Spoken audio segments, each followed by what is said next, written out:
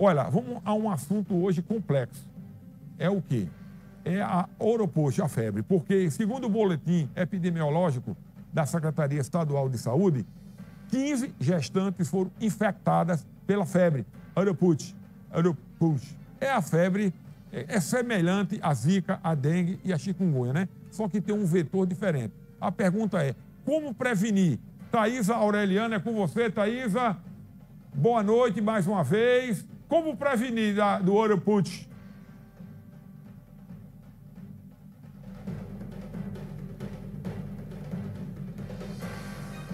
Oi, Vinícius, como você falou, pelo menos nesse primeiro semestre de confirmações, segundo a Secretaria Estadual de Saúde, 15 gestantes foram infectadas pela febre Oropost.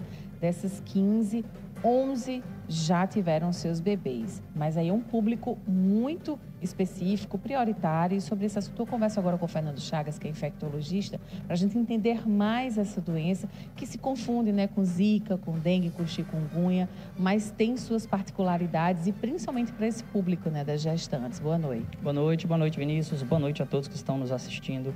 Pois é, como você bem falou, assim como a dengue, a zika e a chikungunya, ela também é uma doença também transmitida por insetos. Nesse caso, um tipo de mosquito diferente, ele até poderia ser transmitido pelo Aedes aegypti, que é o mesmo da dengue, mas geralmente não é, é por um tipo diferente, que é muito comum no dia a dia, a gente conhece por maruim, que é bem menorzinho do que as muriçocas que a gente vê no dia a dia. Qual a problemática? A problemática é que é uma doença para a nossa região relativamente nova. Ela é muito mais comum, era muito mais comum ali na região do Amazonas, no norte do Brasil. E nós começamos a ter casos a partir do ano passado, aqui também no Nordeste, da febre Oropost.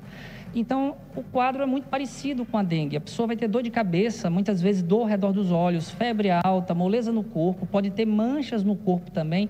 Mas tem uma característica interessante que é a seguinte: a pessoa tende a melhorar, geralmente o quadro dura entre 4 e 7 dias, e a doença ela pode voltar em até 60% das vezes 10 dias depois. A gente chama isso de apresentação bimodal, duas modalidades. Você adoece, melhora e depois adoece novamente alguns dias depois. É uma característica da Oropost. Agora tem uma situação interessante que é o seguinte: a dengue ela tem a chance, e infelizmente uma chance até considerável, de evoluir para uma forma grave e até para a morte. Já a Oropost não, ela tende a melhorar. A questão é que a gente não sabe ainda, na população gestante, quais as repercussões que a doença teria para as crianças. As informações ainda são muito limitadas nesse sentido. Portanto, o grande segredo, de fato, é evitar pegar a doença. E aí a prevenção, como é que funciona? Porque no caso da dengue é evitar água parada. Exatamente, é evitar a questão do mosquitozinho, do maruim, né? Tem uma questão interessante que é o seguinte: as mulheres gestantes ou que estão em planejamento aí de gravidez, que peguem o hábito de utilizar, especialmente no começo da manhã e no finalzinho da tarde, repelentes. Os mesmos repelentes que também servem contra o Aedes aegypti, também servem contra o maruim. Então é interessante isso porque, como eu falei, não só gestantes, idosos também, que são as populações que a gente tem pouca informação das repercussões da doença nessas populações, especialmente na gestante, por envolver também uma criancinha, e a gente não sabe se teria risco de causar malformações. A gente não tem visto isso. Você vê que nos casos dessas gestantes não se foi observado malformações, mas é muito cedo para a gente bater o martelo e dizer que não causa. A gente tem medo, ficamos, digamos que um pouco aterrorizados com a zika, e a gente quer evitar que aquele tipo de situação volte a se repetir com a Oropost. Muito obrigada pelo seu esclarecimento, Vinícius, é com você. Manda para mim. Ei, um abraço, grande doutor Fernando, meu irmão.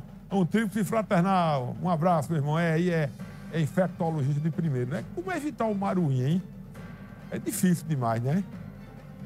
Olha, eu vou dizer, a tal da dengue, a evolução dela deixa você totalmente debilitado.